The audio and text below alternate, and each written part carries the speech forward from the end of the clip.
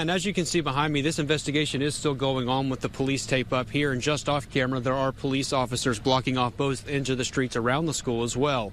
Now earlier today, hundreds of law enforcement agents from across the state came to help with the response. Beth and Jim, I am actually standing on top of what is left of Joan Newell's house, her garage.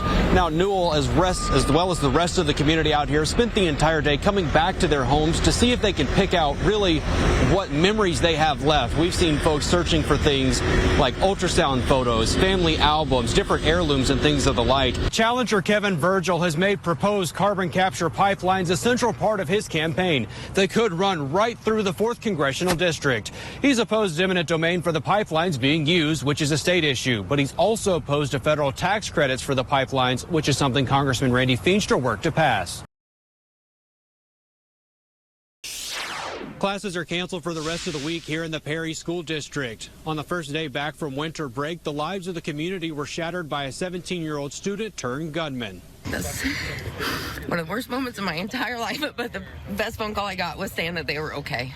Police say 17-year-old Dylan Butler had a shotgun and a handgun when he started shooting just after 7:30 Thursday morning at Perry High School. Officers responded within minutes to find students and staff hiding or running away. I cannot forget to recognize the teachers, faculty, and students involved who acted bravely and heroically in this tragic situation. Officers found the gunman dead from a self-inflicted gunshot wound. They also disposed of what they called a rudimentary explosive device. Among the victims, a 6th grade student killed. 4 other students wounded along with the high school principal. All of them are expected to survive. Investigators say they are still investigating what drove Butler to open fire. Butler also made a number of social media posts in and around the time of the shooting. It's impossible to understand why anything like this happens. But again, I want you to know that we'll work tirelessly to get the answers so that we can prevent it from happening again.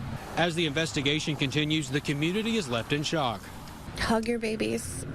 My husband left at 6 o'clock this morning, and she jumped in the shower right after he left, and he's like, that could have been the last time I saw her. And it's just, it's hard. It hits you. This community has been through tough times before and have rallied together. I'm sure this time will be no different. Governor Reynolds pledged state support for Perry and ordered flags to fly at half-staff. In Perry, I'm Connor Hendricks reporting. Well, Matt and Jessica, we've been out here all day long and seen folks coming back to their homes and what's left of them to really pick through and see what memories they can salvage. Folks are out here looking for keepsakes, memories, family heirlooms and such. And in fact, neighbors are coordinating how to return photos to each other because photos from photo albums have been spread so far throughout the town. And in fact, my colleague RJ Breen and I actually stopped filming for a bit today because we came across handfuls of photo albums out in this field that you see behind me. And we were able to get those to a neighbor who could get those back to their owners. Now, the pictures you're seeing on your screen right now just can't even compare to what this damage is really like. But today I got to talk to Darcy Buchering's grandmother, and she's going to be 99 next month. She lives on her own and even does her own yard work. She escaped from the tornado unharmed, but the damage is still tough. And I also caught up with Joan Newell, who's lived here in the neighborhood for more than 50 years. She says neighbors from around the block have brought some of her belongings back as they've come across them. It's hard coming in and seeing, Grandma's house like it is. Because, I've obviously been here we'd come for Christmas and Thanksgiving every year since I was a little kid. Wedding album, wedding ring. I'm still missing 2, but that's okay. Yeah. Today, people on the other end of the block brought us some more pictures and my mother's funeral book. Now, as for Miss Joan Newell, she is doing all right, and she says that she is going to rebuild on this block. And in fact, we're actually standing on what's left of her garage. Now, all afternoon long, she was sitting out here on top of this garage, just watching the excavation crews take apart what was left of her house. And also, she was enjoying a couple well-deserved cold ice beers. Roughly 150 people marched outside of the federal courthouse in Des Moines Monday to protest Senate File 2340. We are here because we believe we have the right to have a better future. We are here because nobody can stop us to keep dreaming. Jesus was always inclusive, no matter who was in the crowd. We, as people of faith, believe the same in 2024. Opponents to the law say it's unconstitutional, and allowing it to take effect would allow all 50 states to come up with their own immigration systems.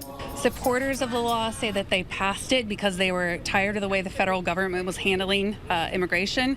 But again, this law is no solution to that. The case centers on the supremacy clause of the Constitution, which simply means federal law takes priority over any state laws. Plaintiffs say the state is attempting to preempt federal law by passing its own immigration laws. The state law makes it impossible for the federal law to be complied with, including, for example, that the state law doesn't include an exception for people who re-entered lawfully, whereas the federal law does. And that's a clear conflict. The two don't work together, and so the state law has to get the boot. Iowa's law is similar to a Texas law that was struck down by the courts. We know this is a strategy that they're doing across the country, not just in Iowa. So it's important that we stay together, that we stay unified, and we send a message that we're not afraid and we belong here like everybody else. In a statement, Iowa Attorney General Brenna Bird says since President Biden won't enforce our immigration laws, Iowa will do the job for him. She goes on to say that if he spent half as much time securing the southern border instead of suing states like Iowa, we'd all be better off. Kathy Stockdale's family has farmed this land in Iowa Falls for more than 100 years. Corn and soybeans, and our son in the last 8 years has come back to help farm. The proposed Summit Carbon Solutions pipeline will run through her farm. It will be going all the way down to the road down there, and then it will be cutting the whole farm in half all the way down to where it wetlands down at the next road. She's opposed to the pipeline. I'm fighting for my property rights. I believe God gave us this land to take care of, and with that comes those property rights. And if we lose property rights, we lose all control over anything and everything we want to do on our farms. For the past 3 years, lawmakers in the Iowa House have passed legislation to rein in the use of eminent domain.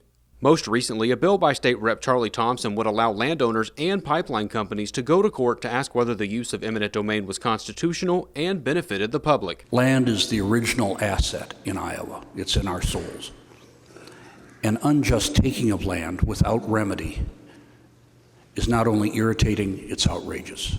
Stockdale has been at the Capitol nearly every week for the better part of 3 years and says she's talked to enough senators to know it would have passed if they brought it up. As a Republican and as an Iowan, it bothers me tremendously that only 3 or 4 senators can stop any legislation from going through.